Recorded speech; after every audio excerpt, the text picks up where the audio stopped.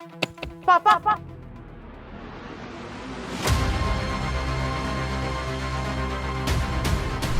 अरे क्या हुआ बेटा? आप पहले मुझे आशीर्वाद दीजिए।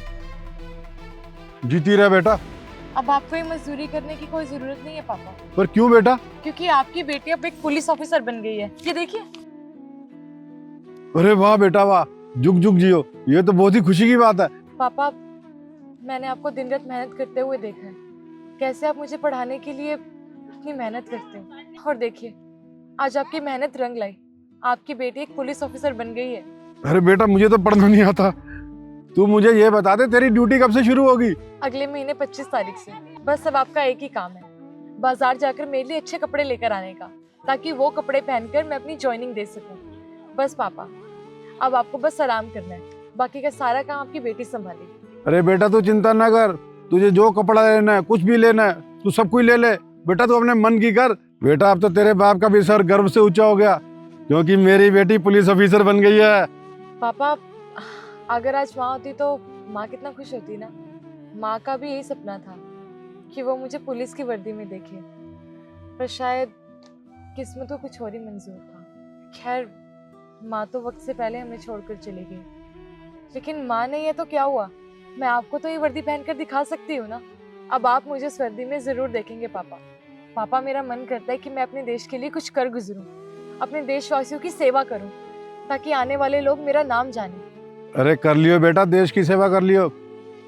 पर अभी बेटा तूने अपनी माँ की याद दिला दी ना, मेरा दिल भरा है बेटा। पर बेटा मैं तुझे एक बात कहूँ, आज तेरी माँ तुझे जहाँ से भी देख रही होगी ना, बहुत ही खुश होगी बेटा, क्योंकि तूने हमारा सपना पूरा किया है। हाँ पापा, आप बिल्कुल ठीक कह रहे हैं। आज माँ जहाँ भी है, मुझे देखकर बहुत खुश होंगी। आज मैंने अपनी माँ का सपना पूरा किया, अपने पापा का सपना पूरा किया। मुझे बहुत खुशी होती है कि आप दोनों का सपना मैंने पूरा कर दिखाया। अब बस पापा, आपको जितना मेरे लिए करना चाहिए था आपने कर लिया। अब आप बस घर में बैठकर आराम करेंगे और मैं कमाऊंगी। अब मैं चाहती हूँ कि आपकी जो भी ख्वाहिशें हैं, उन सब ख्वाहिशों को मैं पूरा करूँ। बस आप हुक्म करें और मैं आपकी सारी बातें मानती चलूँ। अरे मुझे पता है मेरी बेटी, अब तू मुझे काम नहीं करने देगी। जितनी ज्यादा तू खुश है ना, अरे उससे ज्यादा तो मैं बहुत खुश हूँ, बहुत ही खुश। अरे बेटा तू चिंता न कर, जितने भी लोग यहाँ पे काम कर रहे हैं, जो गांव वाले हैं, उनके लिए मैं बहुत ही अच्छी सी दावत दूंगा, मजा आ जाएगा दावत में। हाँ पापा, लेकिन मेन्यू मैं डिसाइड करूँगी। अरे बिल्कुल बेटा बिल्कुल, ये भी कोई पूछने वाली बात है? किस चीज़ की दावत की बात हो रही है अंकल? अरे बेटा जी, मेरी बेटी इंस्पेक्टर बन गई है, अब मैं पूरे गांव की दावत करूंगा। अरे वाह, ये तो बहुत अच्छी बात है। Congratulation. Thank you. Joining letter आ गया? जी, ज्वाइनिंग लेटर भी आ गया है। अगले महीने की 25 तारीख से मेरी ज्वाइनिंग है। चलिए, ये तो बहुत अच्छी बात है अंकल, फिर तो पार्टी बनती है। बिल्कुल बेटा बिल्कुल, और तुम जरूर आना, और पूरे परिवार के साथ आना दावत में। जी बिल्कुल आएंगे अंकल। अरे बेटा सुन, तू पहले इसको रख। पर पापा, आप काम क्यों करोगे? मैं बेटा देख, आज काम करूंगा, उसके बाद जैसा तू कहेगी वैसा करूंगा। कल से मैं कोई काम नहीं करूंगा बेटा, बस तेरा ही हुक्म चलेगा। ठीक है, जैसा आपको ठीक लगे। और बेटा जी, मैं कल से काम पे नहीं आ पाऊंगा।